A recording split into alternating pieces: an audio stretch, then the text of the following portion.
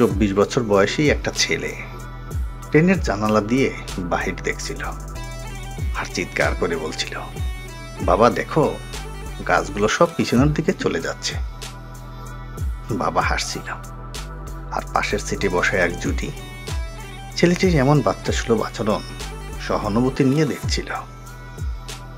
হঠাৎ করে ছেলেটি আবার চেঁচিয়ে উঠল, বাবা দেখো, মেঘগুলো আমাদের সাথেই দৌড়াচ্ছে।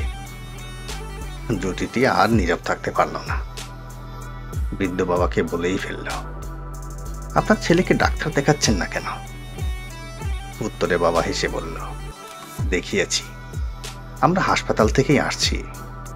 আমার ছেলে জন্মান্ধ, আজকেই সে তার চোখের আলো ফিরে পেল, আজকেই সব কিছু দেখতে পারছে।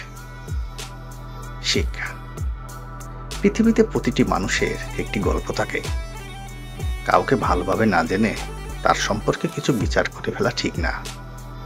সত্যিটা আপনাকে চমকে দিতে পারে।